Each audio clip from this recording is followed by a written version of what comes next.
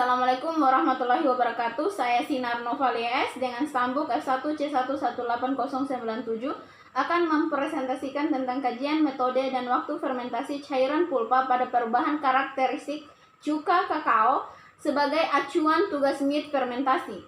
Pendahuluan, kakao adalah pohon budidaya di perkebunan yang berasal dari Amerika Selatan, tetapi sekarang ditanam di berbagai kawasan tropika. Fermentasi biji kakao bertujuan untuk menghancurkan pulpa dan mengusahakan kondisi terjadinya reaksi biokimia dalam keping biji yang berperan bagi pembentukan prekursor cita rasa dan warna coklat sebagai karakteristik kakao. Fermentasi merupakan proses secara aerob maupun anaerob yang menghasilkan berbagai produk dengan melibatkan aktivitas mikroba terkontrol.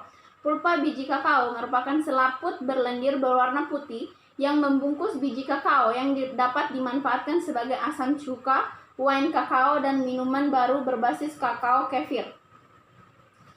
Istilah-istilah fermentasi.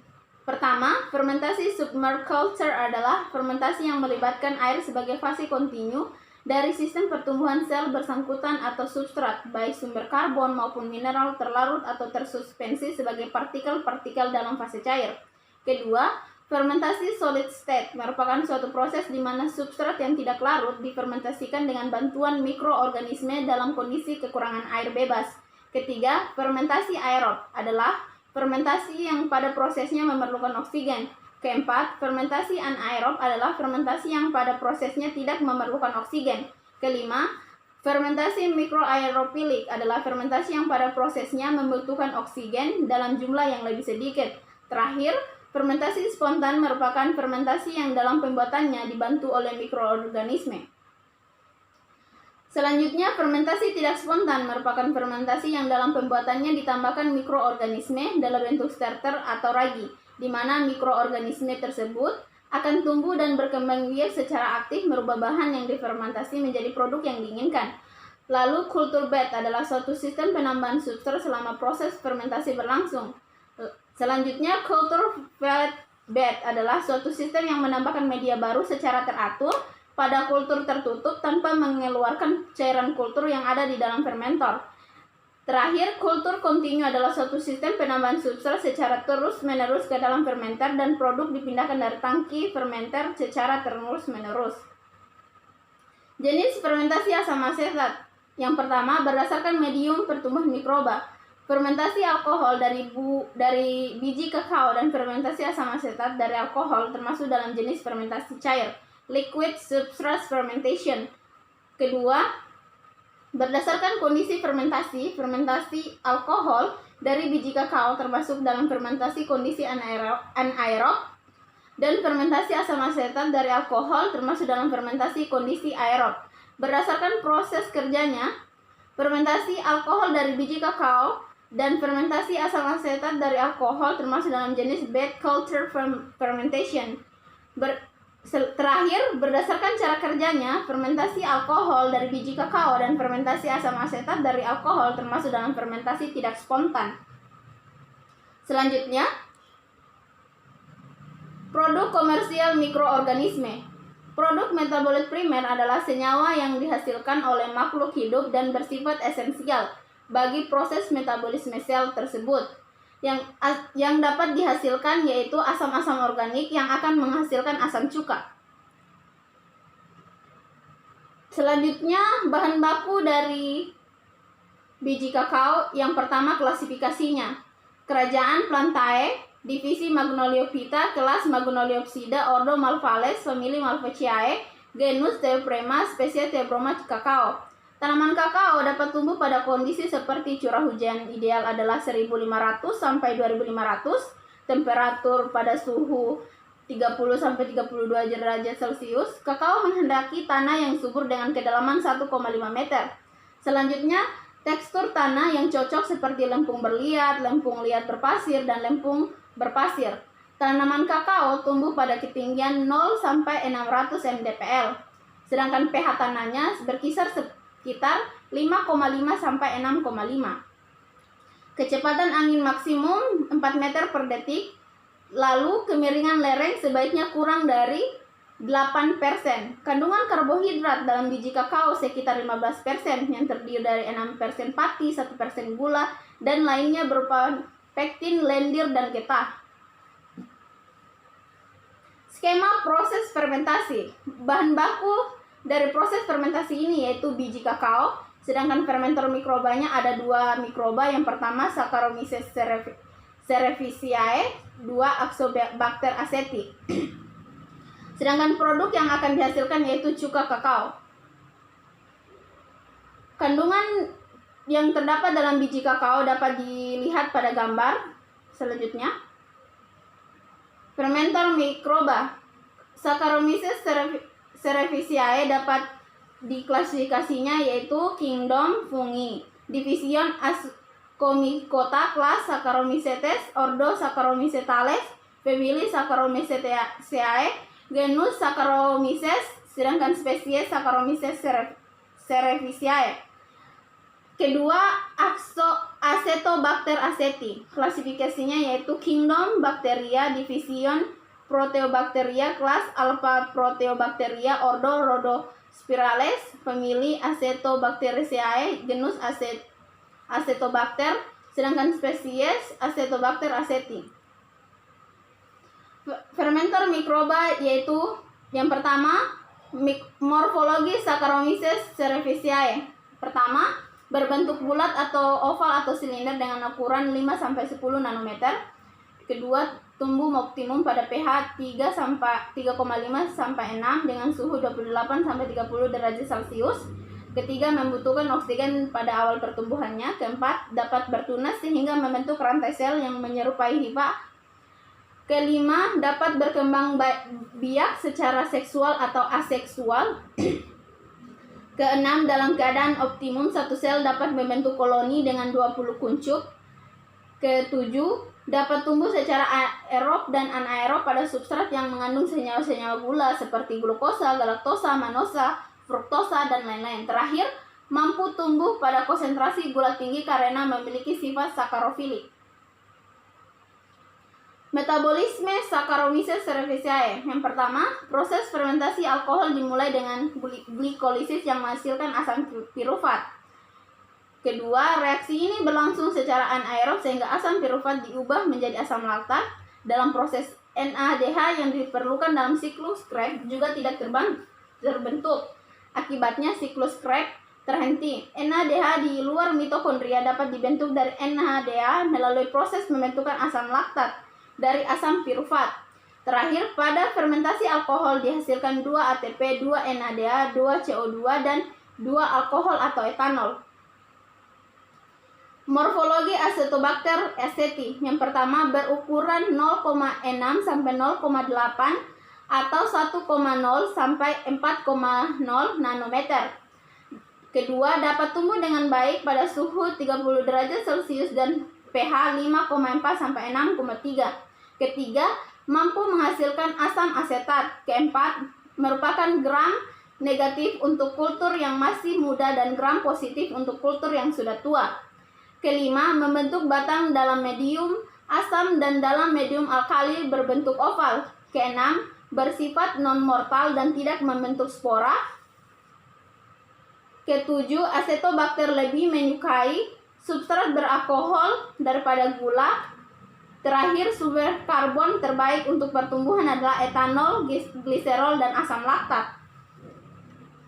Metabolisme Acetobacter aceti. Proses fermentasi asam asetat dari etanol dari 3 tahap yaitu: pertama, reaksi pembentukan asetaldehida di mana dilakukan dengan proses dehidrogenasi etanol fase uap, yaitu proses pelepasan atom H dari ikatan etanol C2H5OH dalam bentuk gas H2 sehingga didapat produk yang lebih reaktif berupa asetaldehid dengan rumus molekul CH3CHO.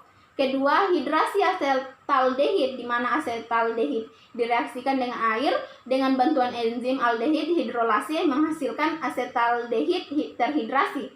Terakhir, pembentukan asam asetat di mana berlangsung secara aerob dengan bantuan bakteri Acetobacter aceti. Dalam proses fermentasi substrat alkohol yang akan dirombak menjadi asam asetat, pada kondisi lingkungan diberi cukup oksigen. Proses fermentasi tersebut merupakan proses oksidasi.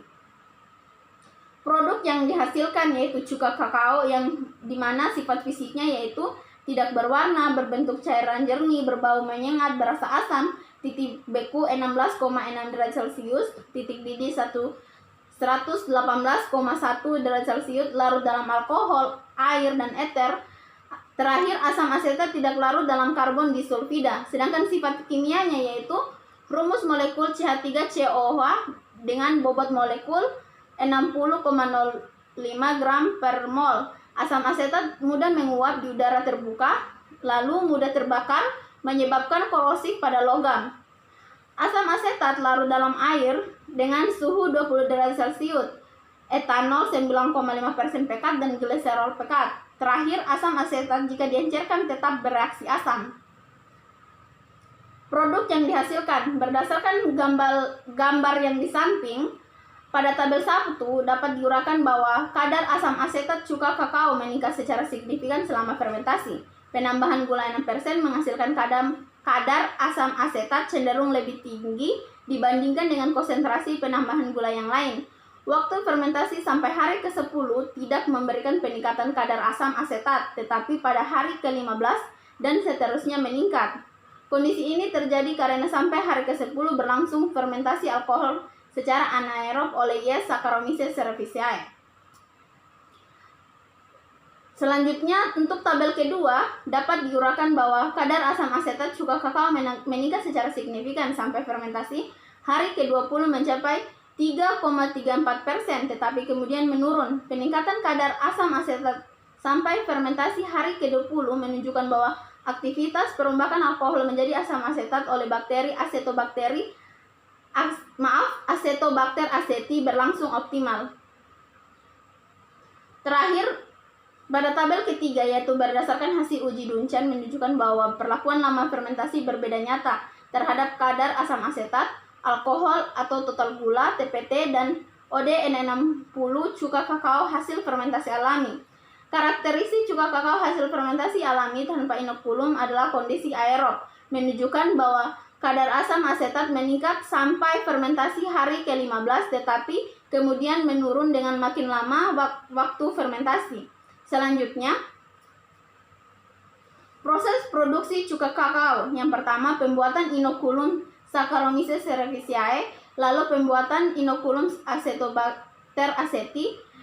Selanjutnya, preparasi cairan pulpa, lalu dilakukan fermentasi 2 tahap, dan fermentasi 1 tahap. Terakhir itu fermentasi alami.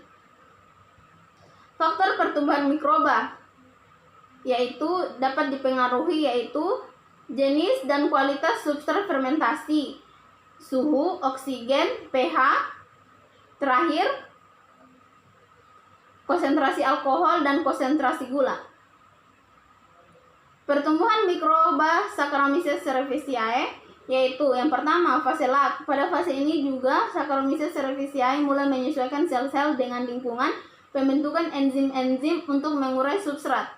Kedua, fase eksponensial yaitu pada fase ini Saccharomyces cerevisiae mengalami perbanyakan sel yang sangat banyak dan aktivitas sel meningkat karena pemecahan gula cukup besar. Ketiga, fase stasioner. Pada fase ini terjadi pertumbuhan Saccharomyces cerevisiae terjadi secara konstan. Terakhir, fase kematian. Pada fase ini konsentrasi bioetanol yang dihasilkan semakin tinggi karena adanya proses fermentasi yang berlangsung lama sehingga konsentrasi nutrien sebagai makanan Saccharomyces cerevisiae semakin menurun. Selanjutnya, pertumbuhan mikroba Acetobacter aceti. Yang pertama, fase adaptasi. Pada fase ini, bakteri akan terlebih dahulu menyesuaikan diri dengan substrat dan kondisi lingkungan barunya. Kedua, fase pertumbuhan awal. Pada fase ini, sel mulai membelah dengan kecepatan rendah. Ketiga, fase pertumbuhan eksponensial, yaitu fase ini disebut juga sebagai fase pertumbuhan logaritmik yang ditandai dengan pertumbuhan yang sangat cepat. Keempat, fase pertumbuhan diperlambat yang terjadi di mana pertumbuhan ini diperlambat karena ketersediaan nutrisi yang telah berkurang. Lalu fase stasioner. Pada fase ini jumlah sel yang tumbuh relatif sama dengan jumlah sel yang mati. Lalu fase menuju kematian. Pada fase ini bakteri mulai mengalami kematian karena nutrisi telah habis dan sel kehilangan banyak energi cadangannya. Terakhir, fase kematian. Pada fase ini, sel dengan cepat mengalami kematian dan hampir merupakan kebalikan dari fase logaritmik. Keuntungan dan kerugian Saccharomyces cerevisiae. Yang pertama, keuntungan. Cepat berkembang biak, tahan terhadap kadar alkohol yang tinggi, tahan terhadap suhu yang tinggi, mempunyai sifat stabil dan cepat mengadakan adaptasi. Terakhir, dapat memfermentasikan maltosa dengan cepat.